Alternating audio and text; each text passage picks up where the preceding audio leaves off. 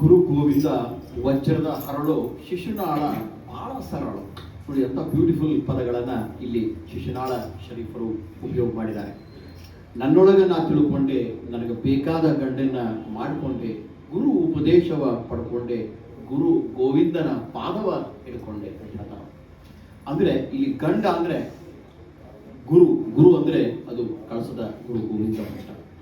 ಇವರಿಬ್ಬರು ಕೂಡ ಎಂಥ ಒಂದು ಇವರಲ್ಲಿ ಸಮೀಕರಣ ಇತ್ತು ಅಂತಂದ್ರೆ, ಶಿವ ಧ್ಯಾನವ ಮಾಡಿ ಶಿವನನ್ನ ಆರಾಧನೆ ಮಾಡಿ ಅಂತ ಹೇಳಿ ಈ ಕವನದ ಮೂಲಕ ಅವ್ರ ಒಂದು ಘಟನೆ ನೆನಪಾಗ್ತದೆ. ಒಂದ್ಸರ್ತಿ ಹುಣ್ಣಿಮೆ ಅಮಾಸಿಯ ಬಗ್ಗೆ ಚರ್ಚೆ ಬರ್ತದೆ. ಒಬ್ಬಿಬ್ರು ಹೊಂಟಿರ್ತಾರೆ, ಗುರು ಗೋವಿಂದ ಭಟ್ರು ಮತ್ತು ಶಿಶುನಾಳ ಶರೀಫ. ಇವತ್ತು ಯಾವ ದಿವಸ ಐತಿ ಅಂತ ಕೇಳ್ತಾರೆ. ಗುರು ಗೋವಿಂದ ಭಟ್ರು ಶಂಕರಿ ಕುಡಿದು ಬಿಟ್ಟಿರ್ತಾರ. ಅವತ್ತು ನೋಡಿದ್ರ ಅಮಾಸೆ, ಇವತ್ತ ಯಾವುದೋ ಹುಣ್ಣಿಮೆ ಇರ್ಬೇಕು ಅಂತ ಅವ್ರು ಹೇಳ್ತಾರೆ. ಅಲ್ಲಿದ್ದವರೆಲ್ಲ ಏನ್ ಹುಣ್ಣಿಮೆ ಅಂತ ಹೇಳಿದ್ರಿ, ನೋಡ್ರಿ ಪಂಚಾಂಗ ತೆಗೆದು ನೋಡಿ, ಇವತ್ತು ಅಮಾಸೆ ಐತಿ, ಎಲ್ಲಿ ಅದಾನ ಚಂದಪ್ಪ ಅಂತ. ಅಲ್ಲಿ ಯಾರೋ ಒಬ್ಬವ ಗೌಡ ಸಾವುಕಾರ ಇರ್ತಾನ, ಆ ಸಾವುಕಾರ ಕೈಯಾಗಿಂದು ಒಂದು ಉಂಗುರ ಇಸ್ಕೊಂತಾರಂತ ಗುರುಗಳು. ಆ ಉಂಗುರವನ್ನ ಆಕಾಶಕ್ಕೆ ಬೀಸಿ ಒಯ್ತಾರಂತ.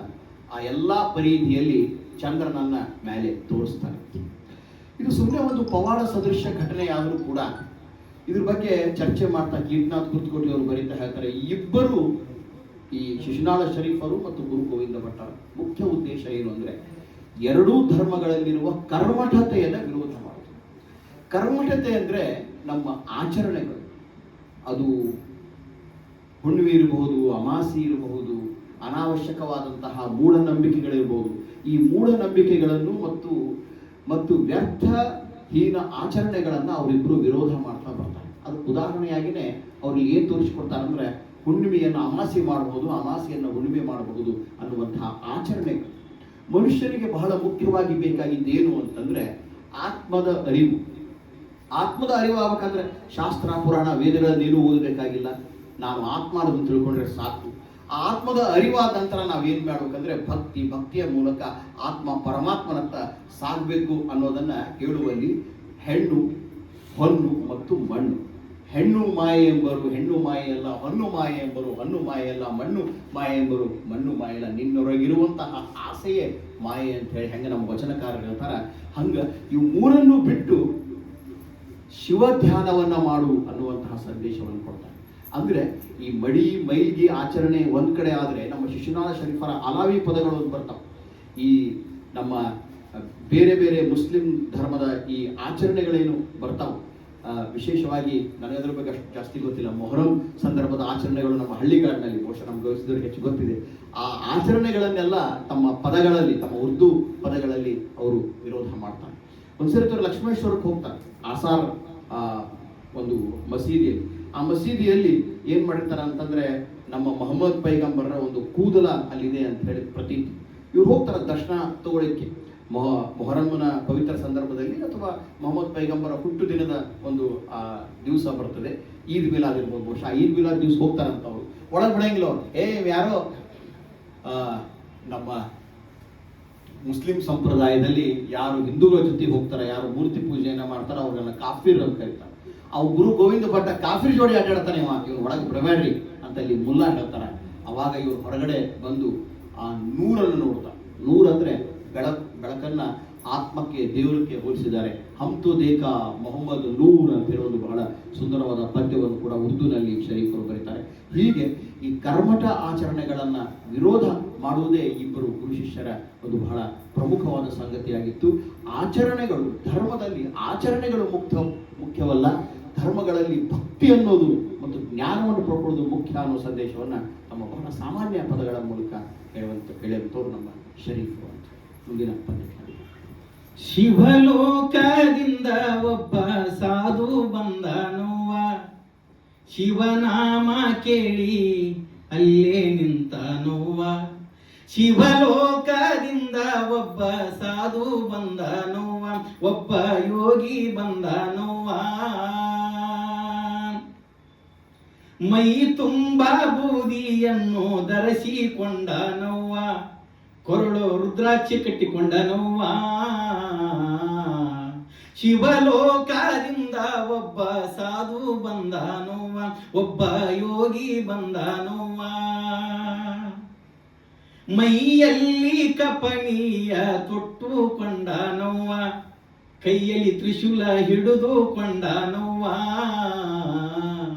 ಶಿವಲೋಕದಿಂದ ಒಬ್ಬ ಸಾಧು ಬಂದ ನೋವ, ಒಬ್ಬ ಯೋಗಿ ಬಂದ ನೋವ, ಒಬ್ಬ ಸಾಧು ಬಂದ ನೋವ. ಊರ ಹೊರಗ ಒಂದು ಮಠವ ಕಟ್ಟಿಸ್ಯಾನವ್ವ, ಮಠದ ಬಾಗಿಲಕ ತಾನ ನಿಂತ ನೋವ. ಶಿವಲೋಕದಿಂದ ಒಬ್ಬ ಸಾಧು ಬಂದ ನೋವ, ಒಬ್ಬ ಯೋಗಿ ಬಂದ ನೋವ, ಒಬ್ಬ ಸಾಧು ಬಂದ ನೋವ. 9 ಬಾಗಿಲ ಮನೆಗೆ ಹಚ್ಚಾನವ್ವ, ಶಿವಲೋಕದಿಂದ ಒಬ್ಬ ಸಾಧು ಬಂದ ನೋವ, ಒಬ್ಬ ಯೋಗಿ ಬಂದ ನೋವ. ದಹೆಯೋಳು ಮೆರೆಯುವ ಶಿಶುನಾಳಧೀಶನ ಕೂನ ಹಿಡಿದ ನೋವ, ಅವ ಕೂನ ಹಿಡಿದ ನೋವ. ಶಿವಲೋಕದಿಂದ ಒಬ್ಬ, ಶಿವಲೋಕದಿಂದ ಒಬ್ಬ ಸಾಧು ಬಂದ ನೋವ, ಒಬ್ಬ ಯೋಗಿ ಬಂದ ನೋವ, ಒಬ್ಬ ಸಾಧು ಬಂದ ನೋವ. ಭಾರತೀಯ ಅನುಭವ ಪರಂಪರೆಯಲ್ಲಿ ಗುರುವಿಗೆ ಒಂದು ಬಹಳ ಮಹತ್ತರವಾದಂತಹ ಒಂದು ಸ್ಥಾನವಿದೆ. ಹರಪಥ ನರಿವಡೆ ಗುರುಪಥವೇ ಮೊದಲು ಎಂಬ ಶರಣರ ವಾಣಿಯಂತೆ ಗುರು ದೀಕ್ಷೆ ಅವಶ್ಯ. ಶಿವಲೋಕದಿಂದ ಒಬ್ಬ ಸಾಧು ಬಂದ, ಆ ಸಾಧುನು ಗುರುತು ಹಿಡ್ದಾನ. ಯಾರು ಗುರುತು ಹಿಡ್ದ ಅಂದ್ರೆ ಶಿಶುನಾಳಧೀಶ ಗುರುತು ಹಿಡ್ದ. ಆ ಸಾಧು ಯಾರಪ್ಪ ಅಂದ್ರೆ ಅವ ಸ್ವತಃ ನಮ್ಮ ಕಳಸದ ಗುರು ಗೋವಿಂದ ಭಟ್ಟರು ಅಂತ ಹೇಳಿ ಇಲ್ಲಿ ಹೇಳ್ತಾರೆ. ನವ ಬಾಗಿಲುಗಳು ಅಂತ ಹೇಳ್ತಾರೆ. ಅದನ್ನೇ ನಮ್ಮ ದಾಸರ ನವವಿಧ ಭಕ್ತಿಗೆ ನಾವು ಹೋಲಿಸಬಹುದು. ನಮ್ಮ ಭಜನೆ, ಜಪ, ತೆಪ, ಧ್ಯಾನ, ಮನನ, ಹೀಗೆ ನಮ್ಮ 9 ಏನು ಈ ಸಾಧನೆಯ ಮಾರ್ಗಗಳಿವೆ, ಆ ಸಾಧನೆಯ ಮಾರ್ಗಗಳ ಮೂಲಕ ನಾವು ಭಕ್ತಿಯ ಪರಾಕಾಷ್ಠೆಯನ್ನ ಮುಟ್ಟಬಹುದು ಅಂತ ಅವ್ರು ಹೇಳ್ತಾರೆ. ಮತ್ತೊಂದು ಕಡೆ ಇದೇ ಗುರುವನ್ನು ಹೇಳ್ತಾರೆ, ಸದ್ಗುರು ಸಾಕಿದ ಮದ್ದಾನೆ ಬರುತ್ತಿದೆ, ಎದ್ದು ಹೋಗಿರಿ ನಿಂದಕರು ಅಂತ. ಸದ್ಗುರು ಅನ್ನುವಂತ ಒಂದು ದೊಡ್ಡ ಆನೆ ಬರ್ತಾ ಇತ್ತು. ಈ ಆನೆ ಬಂದಾಗ ನಾಯಿಗಳು ಬೋಗಳಿದ್ದಾರೆ, ಯಾರೂ ಕೇಳಂಗಿಲ್ಲ ಅಂತ. ಈ ಗುರು ಶಿಷ್ಯರು ಇಬ್ರು ಹೋಗ್ತಾ ಇರುವಾಗ ಸಾಕಷ್ಟು ಜನ ಇವರನ್ನ ಟೀಕೆ ಮಾಡ್ತಾ ಇದ್ರು. ಒಂದ್ಸರ್ತಿ ಇವರು ಗುಡಿಗೇರಿಯಿಂದ ಶಿಶುನಾಳಕ್ಕೆ ಹೋಗೋ ಹಾದಿಯೊಳಗೆ ಮಹಾಲಕ್ರಿ ಅನ್ನುವಂಥ ಒಬ್ಬ ಪ್ರಸಿದ್ಧ ವ್ಯಾಪಾರಸ್ಥರು ಕೂಡ ತಮ್ಮದೊಂದು ಚಕಡಿ ಕಟ್ಕೊಂಡು ಅವರು ಹೊರಟಿದ್ರು. ಇಬ್ರು ಹೊರಟರು. ನೋಡಿ, ಈ ಉಪಯೋಗಿಲ್ದ ಇಂಥ ಮನುಷ್ಯರನ್ನ ಕಂಡ್ರೆ ನಂಗೆ ಭಾಳ ಸಿಟ್ಟು ಬರುತ್ತಂದ್ರು. ಇವರಿಬ್ರು ಏನು ಕೆಲಸ ಇಲ್ಲ, ಗುರು ಶಿಷ್ಯ. ಸುಮ್ಮನೆ ಪದ ಹಾಡ್ತಾರ, ಮಂದಿಗೆ ಭಕ್ತಿ ಮಾಡ್ರಿ, ಧ್ಯಾನ ಮಾಡ್ರಿ ಅಂತ ಹೇಳ್ತಾರ. ಇವ್ರೇನೂ ಉಪಯೋಗ ಇಲ್ಲ, ಶಂಕರಿ ಕುಡಿತಾರ. ಇವರಂಥ ಉಪಯೋಗದ ಮಂದಿನ ನೋಡಿಲ್ಲ ಅಂತ ಹೇಳಿ ನಿಂದಿಸ್ತಾರೆ. ಅವಾಗ ಚಕಡಿ ಹೊಡೆದು ಹೇಳ್ತಾರ ಅಂತ, ಅವ್ರಿಗೆ ವಾಕ್ ಸಿದ್ಧಿ ಆಗೈತ್ರಿ ಕಳಿಸೋದು ಗುರು ಗೋವಿಂದ ಭಟ್ರಿಗೆ, ಅವ್ರನ್ನ ನಿಂದಿಸ್ತೀರಿ ಅಂತ ಹೇಳಿ. ಹೋಗ್ಲಿ ಬಿಡು ಅಂತ ಹೇಳಿ. ಸ್ವಲ್ಪ ಸಮಯದ ನಂತರ ಅಪಾರವಾದ ಹೊಟ್ಟೆ ನೋವು, ಉರಿ ಸಂಪೂರ್ಣವಾಗಿ ಅವನನ್ನು ವ್ಯಾಪಿಸಿ ಬಿಡ್ತದೆ. ಗುರುಗಳೇನು ಹೇಳಂಗಿಲ್ಲ. ಆದ್ರೆ ಶರೀಫ್ ಅಂತಾನ, ನಾವು ಅವ್ರಿಗೆ ಏನು ಮಾಡಿದ್ರಿ, ನಾವು ಸುಮ್ಮನೆ ನಮ್ಮಷ್ಟಕ್ಕೆ ನಾವು ಹೊಂಟೀವಿ, ನಮ್ಮ ಶಂಕರಿ ಕುಡ್ಕೊಂತ ನಮ್ಮ ಹಾಡು ಹಾಡ್ಕೊಂತ ಹೊಂಟೀವಿ, ಅವನನ್ನು ಯಾಕೆ ನಿಂದಿಸ್ತಾನ ಅಂತೇಳಿ ಹೇಳಿದಾಗ, ಸುಮ್ಮನಿದ್ದು ಬಿಡು ಶರೀಫ ಅಂತ ಹೇಳ್ತಾರ. ಅವ ಆ ಉರಿಯನ್ನು ತಾಳಲಾರದೆ ಬಂದು ಶರೀಫರ ಗುರು ಗೋವಿಂದ ಭಟ್ಟರ ಕಾಲು ಬಿದ್ದಾಗ ತನ್ನಲ್ಲಿರುವಂತಹ ಒಂದು ಭಸ್ಮವನ್ನು ಲೇಪಿಸಿ ಅವನನ್ನು ಆರಾಮ್ ಮಾಡ್ತಾನೆ ಅನ್ನುವಂಥದ್ದು ಒಂದು ಘಟನೆ. ಈ ಘಟನೆಯ ಹಿಂದೆ ನಾವು ಏನು ತಿಳ್ಕೋಬೇಕು ಅಂತಂದ್ರೆ, ಅಂದಿನ ಕಾಲದ ಜನರ ಪ್ರತಿಕ್ರಿಯೆ ಹೇಗಿತ್ತು ಅಂತ. ಇದು 18ನೇ ಶತಮಾನದ ನಂತರದ ಸಂದರ್ಭದಲ್ಲಿ ಮುಸ್ಲಿಂ ಮತ್ತು ಬ್ರಾಹ್ಮಣ ಗುರು ಮತ್ತು ಶಿಷ್ಯರಿಗೆ ಅಪಾರವಾದಂತಹ ಜನರ ಒಂದು ಪ್ರತಿರೋಧ ಬಂತು. ಈ ಪ್ರತಿರೋಧವನ್ನ ಸಹಿಸಿ ಕೂಡ ಅವ್ರು ಏನ್ ಮಾಡಿದ್ರು ಅಂತಂದ್ರೆ ತಮ್ಮ ತತ್ವವನ್ನ ಪ್ರಸಾರ ಮಾಡ್ತೊಡಗಿದ್ರು. ಅಂತಹ ಒಂದು ಗೀತೆ ಮುಂದಿನ ಗೀತೆಗೆ ಗುಡಿಯನ್ನೋಡಿರನ್ನ, ದೇಹದ ಗುಡಿಯನ್ನೋಡಿರನ್ನ, ಗುಡಿಯನ್ನೋಡಿರಿದು ಪಡವಿಗೆ ಒಡೆಯನು, ಗುಡಿಯನ್ನೋಡಿರಿದು ಪಡವಿಗೆ ಒಡೆಯನು, ಅಡಗಿಕೊಂಡು ಕಡು ಬೆಡಗಿನೊಳಿರತಿಹ ಗುಡಿಯನ್ನೋಡಿರನ್ನ, ದೇಹದ ಗುಡಿಯನ್ನೋಡಿರನ್ನ, ಗುಡಿಯನ್ನೋಡಿರನ್ನ, ದೇಹದ ಗುಡಿಯನ್ನೋಡಿರನ್ನ.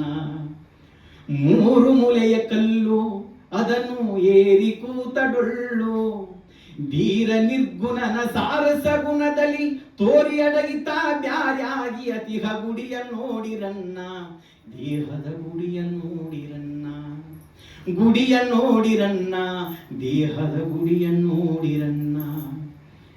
6 ಮೂರು ಕಟ್ಟಿ ಮೇಲಕ್ಕೆ ಏರಿದವನು ಗಟ್ಟಿ 600 ಕಟ್ಟಿ ಮೇಲಕ್ಕೆ ಏರಿದವನು ಗಟ್ಟಿ ಬೇರಿ ಕಾಳಿ ಶಂಕ ಬಾರಿಸುನಾದದಿ ಬೇರಿ ಕಾಳ ಶಂಕ ಬಾರಿಸುನಾದದಿ ಮೀರಿನಾನಂದದಿ ತೋರಿ ಹೊಳೆಯುವ ಗುಡಿಯ ನೋಡಿರಣ್ಣ ದೇಹದ ಗುಡಿಯ ನೋಡಿರಣ್ಣ ಗುಡಿಯ ನೋಡಿರಣ್ಣ ದೇಹದ ಗುಡಿಯ ನೋಡಿರಣ್ಣ ಸಾಗುತ್ತಿಹವು ದಿವಸ ಬಹುದಿನ ಹೋಳ್ಗಿ ಮಾಡಿ ಪೈಸಾ ಸಾಗುತ್ತಿಹವು ದಿವಸ ಬಹುದಿನ ಹೋಳ್ಗಿ ಮಾಡಿ ಪೈಸಾ ಯೋಗಿ ರಾಜ ಶಿಶುನಾಳದೀಶ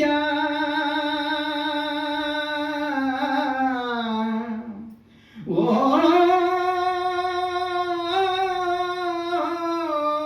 ಯೋಗಿ ರಾಜ ಶಿಶುನಾಳದೀಶ ತಾನಾಗಿ ಪರಾತ್ಪರ ಬ್ರಹ್ಮ ರೂಪನಿಯ ಗುಡಿಯ ನೋಡಿರಣ್ಣ ದೇಹದ ಗುಡಿಯ ನೋಡಿರಣ್ಣ ಗುಡಿಯ ನೋಡಿರಣ್ಣ ದೇಹದ ಗುಡಿಯ ನೋಡಿರಣ್ಣ ದೇಹದ ಗುಡಿಯ ನೋಡಿರಣ್ಣ.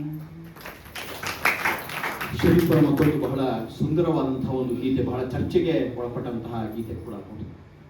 ಗುಡಿಯ ನೋಡಿರಣ್ಣ ದೇಹದ ಗುಡಿಯ ನೋಡಿರಣ್ಣ. ನಮ್ಮ ಬಸವಣ್ಣನವರ ಉಳ್ಳವರು ಶಿವಾಲಯ ಮಾಡುವರು ನಾನೇನು ಮಾಡಲಿ ಬಡವನಯ್ಯ ಅಂತ. ಈ ಗುಡಿಯ ನೋಡಿರಣ್ಣ ಅನ್ನುವಂಥ ಒಂದು ಸಂದರ್ಭವನ್ನು ನಾವು ಚರ್ಚೆಗೆ ತೆಗೆದುಕೊಂಡಾಗ ಸ್ವಲ್ಪ ನಮ್ಮ ದೇವಾಲಯ ಮತ್ತು ವೀರಶೈವ ಶೈವ ವೈದಿಕ ಒಂದು ದರ್ಶನದ ಪರಂಪರೆಯನ್ನು ಕೂಡ ನಾವು ನೋಡಬೇಕು. 12ನೇ ಶತಮಾನದ ಸಂದರ್ಭದಲ್ಲಿ ಗುಡಿ ದೇವಾಲಯಗಳ ನಿರ್ಮಾಣ ಬಹಳ ಹೆಚ್ಚಿನ ಪ್ರಮಾಣದಲ್ಲಿ ಆಯಿತು. ಇವರಿಬ್ರು ಯಾರ ಗುಡಿಗೆ ಹೋಗಬೇಕು, ಗುರು ಶಿಷ್ಯ ಹೋಗಬೇಕು ಅಂತಂದ್ರೆ ಗುಡಿಯೊಳಗೆ ಯಾರು ಇವರು ಕರ್ಕೊಂತಿದ್ದಿಲ್ಲ. ಯಾಕಂದ್ರೆ ಇವರು ಗಾಂಜಾ ಸೇದೋರು, ಶಂಕರಿ ಕುಡಿಯೋರು, ವಿಚಿತ್ರ ಮಾತಾಡೋರು. ಹಿಂಗಾಗಿ ಹಾಳು ದೇಗುಲಗಳು, ಊರಲ್ಲಿ ಪಾಳು ಬಿದ್ದಂತಹ ದೇಗುಲಗಳಲ್ಲಿ ವಾಸ ಮಾಡಿ ಅಲ್ಲೇ ತಮ್ಮ ಜೀವನವನ್ನ ಇವರಿಬ್ರು ನಡೆಸ್ತಾ ಇದ್ರು. ಆ ಗುಡಿಯನ್ನ ದೇಹಕ್ಕೆ ಇವರು ಕೊಡಿಸ್ತಾರೆ. ಗುಡಿಯ ನೋಡಿರಣ್ಣ ದೇಹದ ಗುಡಿಯ ನೋಡಿರಣ್ಣ.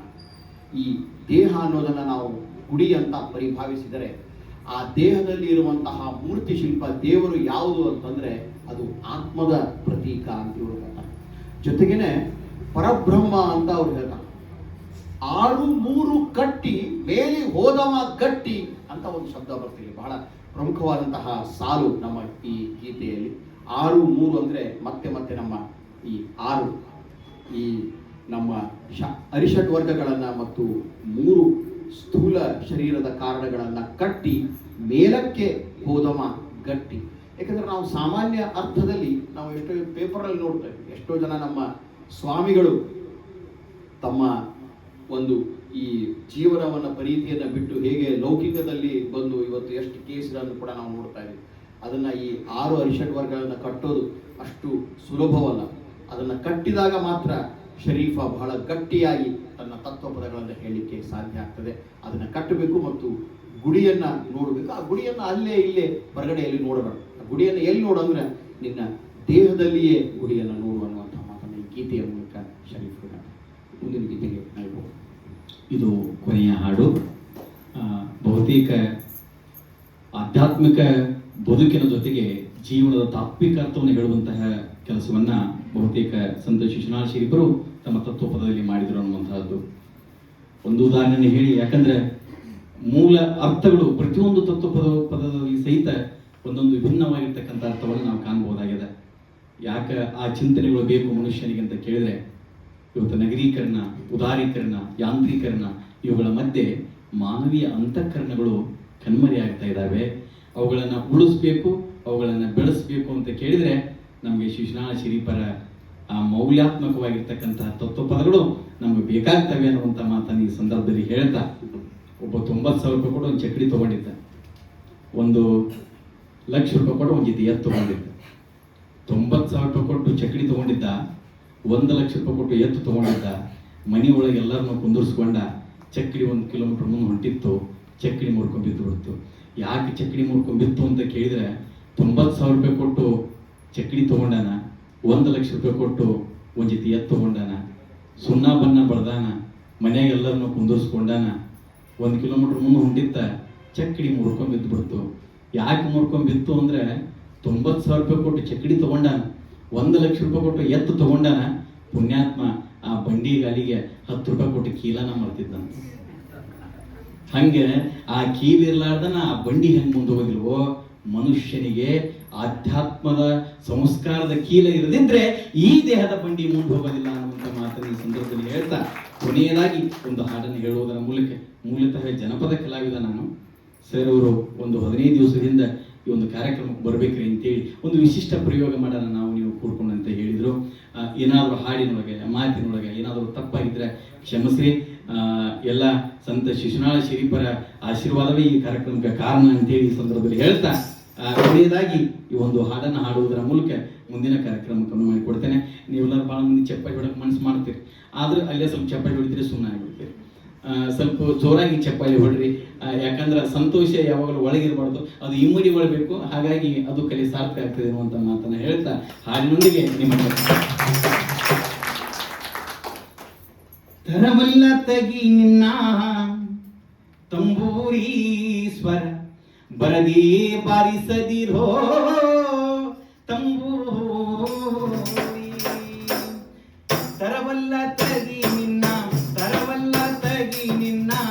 ತಂಬೂರಿ ಸ್ವರ ಬರದಿ ಬಾರಿಸದಿರೋ ತಂಬೂರಿ, ಬರದಿ ಬಾರಿಸದಿರೋ ತಂಬೂರಿ.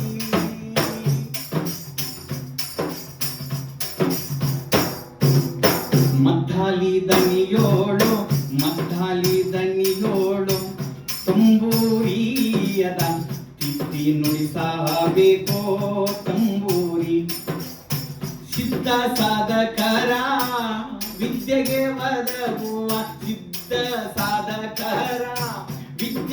ಒದಗುವ ಬುದ್ಧಿವಂತಗೆ ತಕ್ಕ ತಂಬೂರಿ. ತರವಲ್ಲ ತಗಿ ನಿನ್ನ ತಂಬೂರಿ ಸ್ವರ ಬರದಿ ಬಾರಿಸದಿರೋ ತಂಬೂರಿ. ಬಾಳ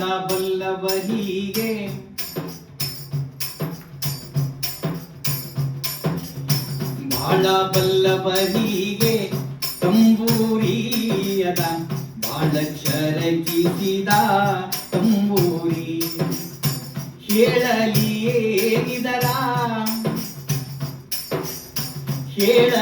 ಏನಿದರ ಹಂಚಿಕೆಯರಿಯದ ತಾಳಗೇಡಿಗೆ ಸಲ್ಲ ತಂಬೂರಿ. ತರವಲ್ಲ ತಗಿ ನಿನ್ನ ತಂಬೂರಿ ಸ್ವರ ಬರದಿ ಬಾರಿಸದಿರೋ ತಂಬೂರಿ. ಹಸನದ ಮ್ಯಾಳಕ್ಕೆ ತಂಬೂರಿ ಇದು ಕುಶಲನಿಗುಪ್ಪುವ ತಂಬೂರಿ. ಹಸನದ ಮ್ಯಾಳಕ್ಕೆ ತಂಬೂರಿ ಇದು ಕುಶಲನಿಗುಪ್ಪುವ ತಂಬೂರಿ. ಶಿಶುನಾಳಧೀಶನ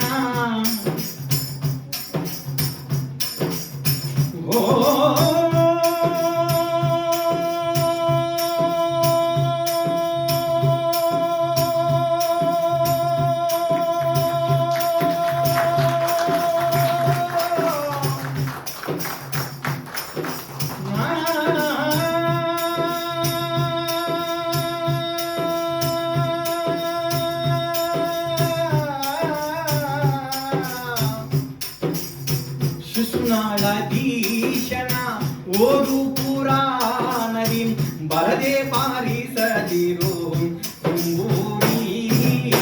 ತರವಲ್ಲ ತಗಿ ನಿನ್ನ ತಂಬೂರಿ ಸ್ವರ ಬರದೆ ಬಾರಿಸದಿರೋ ಶಿಶುನಾಳಧೀಶನ ಓದು ಪುರಾಣದಿ ಹಸನಾಗಿ ಬಾರಿಸೋ ತಂಬೂರಿ. ತರವಲ್ಲ ತಗಿ ನಿನ್ನ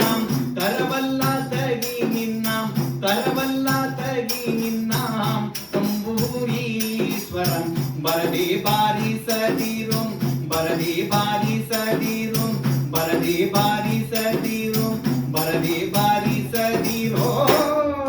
ತಂಬೂರಿ.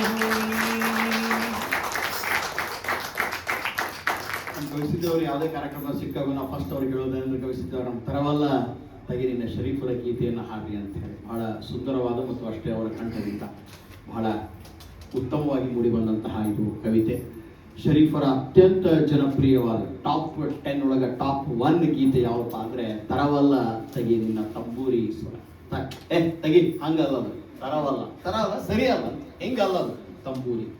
ಇಲ್ಲಿ 2 ಸಮೀಕರಣಗಳನ್ನ ಶರೀಫರು ಕೊಡ್ತಾರೆ. ಒಂದು, ಯಾವುದೇ ಒಂದು ಸಂಗೀತವನ್ನು ನಾವು ಹಾಡಬೇಕಾದ್ರೆ, ಸಂಗೀತವನ್ನ ಮಾಡಬೇಕಾದ್ರೆ ಅಥವಾ ಇದನ್ನು ಮಾಡಬೇಕಾದ್ರೆ ಸರಿಯಾಗಿ ಮಾಡಬೇಕು. ಅಂದ್ರೆ ಒಬ್ಬ ಭಕ್ತ ಅವ ಆಧ್ಯಾತ್ಮ ಸಾಧನೆಯನ್ನ ಮಾಡುವಾಗ ಸರಿಯಾದ ಕ್ರಮದಲ್ಲಿ ಹೋಗ್ಬೇಕು. ಅಂದ್ರೆ ನಾವು ಸಾಧನಾ ಮಾರ್ಗ ಅಂತ ಕರಿತೀವಿ ತಾತ್ವಿಕ ಹಂತದಲ್ಲಿ. ಸಾಧನಾ ಮಾರ್ಗ ಸರಿ ಇಲ್ಲ ಅಂತಂದ್ರೆ ಆ ಒಂದು ಅವನ ತಾತ್ವಿಕ ಸಾಧನೆ, ಆಧ್ಯಾತ್ಮದ ಸಾಧನೆ ಫೇಲ್ ಆಗ್ಬಿಡ್ತದೆ. ಹಂಗೇನೆ ತಾಳ ಬೇಕು, ತಕ್ಕ ಮೇಳ ಬೇಕು, ಇಲ್ಲದಿದ್ದರೆ ಹಾಡುವ ತಾಳಬೇಕು ಅಂತ ಒಂದ್ ಕಡೆ ಹೇಳಿದ್ದಾರೆ. ಹಂಗ ಈಗ ತಾಳ ಮತ್ತು ತಕ್ಕ ಮೇಳ, ಅವರು ತಾಳ ಕೂಡ ಅಷ್ಟು ಚೆನ್ನಾಗಿದೆ, ಅಷ್ಟು ಚೆನ್ನಾಗಿ ಹಾಡ್ತಾರ. ಹಂಗ ನಮ್ಮ ಆಧ್ಯಾತ್ಮ ಸಾಧನೆಯಲ್ಲಿಯೂ ಕೂಡ ನಮ್ಮ ಸಾಧನಾ ಮಾರ್ಗ ಕೂಡ ಅಷ್ಟೇ ಸರಿಯಾಗಿರ್ಬೇಕು ಅಂತ ಶರೀಫರು ಹೇಳ್ತಾರೆ. ನಿಂಗೆ ಆ ಸಾಧನಾ ಮಾರ್ಗ ಬರಲಿಲ್ಲ ಅಂತಂದ್ರೆ ಬಿಡಲಿ, ಅಲ್ಲಿ ಹೋಗ್ಲಿಕ್ಕೆ ಹೋಗ್ಬೇಡ, ಈ ಸರಿಯಾದ ಮಾರ್ಗದಲ್ಲಿ ಹೋಗ್ಬೇಕು. ಒಂದು ಘಟನೆ ನನಗೆ ನೆನಪಾಗ್ತದೆ. ಒಂದ್ಸರ್ತಿ ಒಬ್ಬ ಭಕ್ತ ಒಬ್ಬ ಸ್ವಾಮಿಗಳ ಕಡೆ ಹೋದ್ನ. ನಮ್ಮ ಸ್ವಾಮಿಗಳು ಒಂದು ಉಪದೇಶ ಮಾಡ್ಯಾರ ನನಗೆ, ಒಂದು ಮಂತ್ರ ಸಾಧನೆ ಮಾಡ್ಲಿಕ್ಕೆ ಆಗೋದು ನನಗೆ, ನನ್ನ ಸಾಧನ ಮಾರ್ಗ ಸರಿ ಇಲ್ಲ, ನೀವೊಂದು ಹೊಸ ಮಂತ್ರವನ್ನ ಹೇಳ್ರಿ ಅಂತ ಅವ್ರು ಹೇಳಿದ್ರಂತ ಗುರುಗಳ ಸ್ವಾಮಿಗಳು. ಇಲ್ಪ ಹಂಗ ಹೇಳಲಿಕ್ಕೆ ಬರಂಗಿಲ್ಲ, ಮೊದಲು ನಿನಗೆ ಅವ್ರು ಯಾವ ಮಂತ್ರ ಹೇಳ್ಯಾರಲ್ಲ ಅದನ್ನ ಬಿಟ್ಟು ಬಾ ನೀನು, ಆಮೇಲೆ ಮತ್ತೊಂದು ನಾನು ಮಂತ್ರ ಹೇಳ್ತೀನಿ ಅಂತ ಹೇಳಿ. ಇವ್ ಒಂದು ಹೊಸ ಮಂತ್ರ ಹೇಳೋಕ್ಕಿಂತ ಮೊದಲು ಅದನ್ನ ಏನ್ ಮಾಡಿರಿ ಗುರುಗಳು ಹಂಗಿದಾರ ಅಂತ. ಈ ಕಮಂಡದಾಗಿ ನೀರು ತಗೋ, ಆ ಮಂತ್ರ ಜಪ ಮಾಡು, ಇಲ್ಲೊಂದು ಬಂಡಿಗಲ್ ಇತ್ತಂತ, ಆ ಬಂಡಿಗಲ್ ಮೇಲೆ ಉಗುಳಿ ಬಾ, ಆಮೇಲೆ ಹೊಸ ಮಂತ್ರ ಹೇಳ್ತೀನಿ ಅಂತ ಹೇಳಿ. ಅವ ಜಪವನ್ನ ಮಾಡಿ ಆ ನೀರನ್ನ ಬಾಯಲ್ಲಿ ಮುಕ್ಕಳಿಸಿ ಆ ಬಂಡಿಗಲ್ ಮೇಲೆ ಉಗುಳಿದಂತ ಅವ್ರು ಹೇಳ್ಕೊಟ್ಟಂತಹ ಮಂತ್ರ ಯಾವುದಪ್ಪ ಅಂತಂದ್ರೆ ಶ್ರೀರಾಮ್ ಜಯ ರಾಮ್ ಜಯ ಜಯ ರಾಮ್ ಅಂತ ಹೇಳಿ ಆ ಬಂಡಿಗಲ್ ಮೇಲೆ ಮೂಡ್ತಂತ. ಹಣಿ ಕಟ್ಸ್ಕೊಂಡಂತ ಗುರುಗಳು ಅಲ್ಲೂ ಬಂಡಿಗಲ್ ಮೇಲೆ ಮೂಡ್ತದು, ನಿನ್ನ ಮೇಲೆ ಮೂಡಿಲ್ಲ ಅಂತಂದ್ರೆ ನೀ ಸರಿಯಾಗಿ ಸಾಧನ ಮಾಡಿಲ್ಲ ಅಂತ ಹೇಳ್ತಾರೆ ಗುರುಗಳು. ಹಂಗ ನಾವು ನಮ್ಮ ಸಾಧನಾ ಮಾರ್ಗವನ್ನ ಈಗ ಶರೀಫ್ ಇರ್ಬೋದು, ಗುರು ಗೋವಿಂದ ಭಟ್ರು ಇರ್ಬೋದು, ಅಥವಾ ಬ್ರಹ್ಮಚೈತನ್ಯ ಮಹಾರಾಜ್ ಇರ್ಬೋದು, ಶಂಕರಾಚಾರ್ಯ ಇರ್ಬೋದು, ಯಾರೇ ಒಬ್ಬ ಅನುಭಾವಿಗಳು ಸಂತರು ಇರ್ಬೋದು, ಆ ಸಾಧನಾ ಮಾರ್ಗದಲ್ಲಿ ನಾವು ತಪ್ತಾ ಇದ್ದೀವಿ. ನಾವು 1 ಲಕ್ಷ ಜಪ ಮಾಡ್ತೀವಿ, ಆದ್ರೆ ನಮ್ಮ ಜಪದಲ್ಲಿ ನಮ್ಮ ಲಕ್ಷಣ ಇರಂಗಿಲ್ಲ.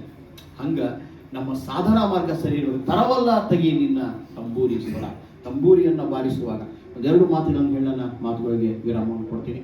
ನಮ್ಮ ಸಂಗೀತ ಮತ್ತು ಶರೀಫರು ಏಕತಾರಿಯನ್ನು ಹಿಡಿದು ಇಷ್ಟಪಡೆ ಬಾರಿಸ್ತಾರೆ. ಈ ನಮ್ಮ ಸಿ ಅಶ್ವಥ್ ಅವರು ಕ್ಯಾಸೆಟ್ ಅನ್ನು ಏನು ಪ್ರಾರಂಭ ಮಾಡಿದ್ರು, ಬಹುಶಃ 83-84 ಅನ್ಸುತ್ತೆ. ಆ ಕ್ಯಾಸೆಟ್ ಇಡೋನ್ ತೆಗೆದುಕೊಂಡ್ಬಂದ್ರು ಶರೀಫ್. ಬಹಳ ಪ್ರಸಿದ್ಧಿ ಆದವು, ಹಳ್ಳಿಯಾಗಿ ಭಜನೆ ಮೇಳದಾಗ ಹಾಡ್ತಿದ್ರು. ಇವು ಕರೆಕ್ಟಾಗಿ ಸ್ಕ್ರಿಪ್ಟ್ ಇಲ್ಲ. ಈಗ ಇವ್ರು ಹಾಡಿದ್ರೆ ಒಂದು ಶಬ್ದಗಳು ಚೇಂಜ್ ಆಗ್ತಾವು, ಮತ್ತೊಬ್ರು ಹಾಡಿದ್ರೆ ಮತ್ತೊಬ್ಬ ಶಬ್ದಗಳು ಚೇಂಜ್ ಆಗ್ತಾವು. ಯಾಕಂದ್ರೆ ಸರಿಯಾದಂತಹ ಸ್ಕ್ರಿಪ್ಟ್ಗಳು ಬದಲಾವಣೆ ಆಗ್ತಾ ಹೋದು. ಸಿ ಅಶ್ವಥ್ ಅವರು ಯಾವಾಗ ರಾಗ ಸಂಯೋಜನೆಯನ್ನು ಮಾಡಿದ್ರು, ಶರೀಫರ ಪದ್ಯಗಳು ಬಹಳ ಜನಪ್ರಿಯ ಆದವು. ಮುಂದೆ ಶರೀಫರ ಸಿನಿಮಾ ಬಂತು, ಶರೀಫರ ಬಗ್ಗೆ ಸಾಕಷ್ಟು ಪುಸ್ತಕಗಳು ಬಂದು. ಆದರೆ ಈ ಬಹಳಷ್ಟು ವಿದ್ವಾಂಸರ ಅಭಿಪ್ರಾಯ ಏನು ಅಂತಂದ್ರೆ, ನೀವು ಓದಿದ್ರೆ ಸರಿಯಾಗಿ ಅರ್ಥ ಆಗಿಲ್ಲ. ನೀವು ಎಷ್ಟು ಸಲ ಓದಿದ್ರು ಬಹಳ ತಲೆ ಕೆಡಿಸ್ಕೋಬೇಕು ಈ ತತ್ವದ ಅರ್ಥ ತಿಳ್ಕೊಬೇಕಂದ್ರೆ. ಆದರೆ ಹಾಡಿದಾಗ ಸಂಗೀತ ಏನು ಬರ್ತದಲ್ಲ, ಅವಾಗನೇ ಅದರ ನಿಜವಾದ ಅರ್ಥ. ಇದನ್ನು ಶರೀಫರು ಕೂಡ ಅಂತಿದ್ರು. ಕುಂಬಾರ ಮುದುಕ ಬರ್ಕೋತಾನ, ಅವ್ನ ಮಗಳು ಬಸಮ್ಮ ಹಾಡಿದನ ಅಂತಿದ್ರಂತ ಅವ್ರು ಶರೀಫರು. ಹಾಡು ಬಸಮ್ಮ ಇದನ್ನ ಅಂತ. ಆ ಬಸಮ್ಮನ ಇಂಟರ್ವ್ಯೂ ತೆಗೆದುಕೊಂಡ್ರೆ ಕೆಲವರು. ಆ ಬಸಮ್ಮ ಹಾಡಿದಾಗ 90 ವರ್ಷದ ಮುದುಕಿ, ಆಕೆ 6 ವರ್ಷಕ್ಕಿದ್ದಾಗ ಹಾಡ್ತಿದ್ಲಂತ. 6 ವರ್ಷ 8 ವರ್ಷಕ್ಕಿದ್ದಾಗ ಶರೀಫರ ಜೊತೆಗೆ ಹಾಡಿದಾಗ ಹೇಗೆ ನಾವು ಹಾಡುಗಬ್ಬ ಅಂತ ಕರಿತೀವಿ, ಸಾಹಿತ್ಯದಲ್ಲಿ ಗೇಯತೆ ಅಂತೀವಿ. ಗೇಯತೆ ಅಂದ್ರೆ ಒಂದು ಪದ್ಯಕ್ಕೆ ಹಾಡುವಂತಹ ಒಂದು ಗುಣ. ಅಲ್ಲಿ ಕೇರಿಗೆ ಹೋಗೋಣ ಬರ್ತೀರೇನ್ರಿ, ಅಲ್ಲೇ ಇಲ್ಲೇ ಇರ್ತೀರೇನ್ರಿ, ಹಿಂಗ ಶಬ್ದಗಳ ಒಂದು ಪುನರಾವರ್ತನೆ ಮತ್ತು ಹಾಡಿನ ಒಂದು ಗೇಯತೆ ಹೇಗೆ ನಮ್ಮ ಶರೀಫರಿಗೆ ಸಿದ್ಧಿಸಿದೆ ನೋಡ್ರಿ. ಸಾಮಾನ್ಯವಾಗಿ ಎಲ್ಲರಿಗೂ ಸಿದ್ಧಿಸಂಗಿಲ್ಲ ಅದು. ಆ ಒಂದು ಸಿದ್ಧತೆ ಏನಿದೆ ಅದು ಇವತ್ತು ನಮ್ಮ ಇಡೀ ನಾಡಿನಲ್ಲಿ ಎಲ್ಲರ ಬಾಯಲ್ಲಿ ನಲಿದಾಡುವಂತಹ ಶರೀಫರ ಗೀತೆಗಳು. ಹೀಗಾಗಿ ಅವ್ರನ್ನ ನಾವು ಕರ್ನಾಟಕದ ಕಬೀರ ಅಂತ ಹೇಳಿ ನಾವು ಕರಿತೀವಿ. ಶರೀಫರ ಒಟ್ಟು ತತ್ವ, ಎಲ್ಲಾ ತತ್ವ ಏನ್ರಿ, ಹಾಗಾಗಿ ಇಷ್ಟೆಲ್ಲ ಶರೀಫರ ಬಗ್ಗೆ ಹೇಳಿರಿ, ಒಟ್ಟು ತತ್ವ ಏನು ಅಂತ ಹೇಳಿದಾಗ ನಮ್ಮ ಶಿವಾನಂದ ಗುಬ್ಬಣ್ಣವರು 3 ಸಾಲಲ್ಲಿ ಹೇಳ್ತಾರೆ ಅದನ್ನ. ಬೋಧ ಒಂದೇ, ಬ್ರಹ್ಮನಾದ ಒಂದೇ, ಸಾಧನ ಮಾಡುವ ಹಾದಿ ಒಂದೇ, ಆದಿ ಪದ ಒಂದೇ ಅಂತ. ಅಂದ್ರೆ ಏಕಂ ಸತ್ ವಿಪ್ರ ಬಹುಧಾ ವದಂತಿ ಅಂತ ನಾವು ಏನು ಹೇಳ್ತೀವಿ. ಬೋಧ ಒಂದೇ, ಎಲ್ಲರದು ಬೋಧ ಒಂದೇ, ಬ್ರಹ್ಮ ನಾದ ಒಂದೇ, ಆದಿ ಪದ ಒಂದೇ. ಅಂದ್ರೆ ಅದ್ವೈತ ತತ್ವವನ್ನ ನಮ್ಮ ಸೂಫಿ ಪರಂಪರೆಯಲ್ಲಿ ಹಲಾಕ್ ಅಂತ ಬರ್ತದೆ. ಸೂಫಿ ಸಂತರು ಏನು ಹೇಳ್ತಾರ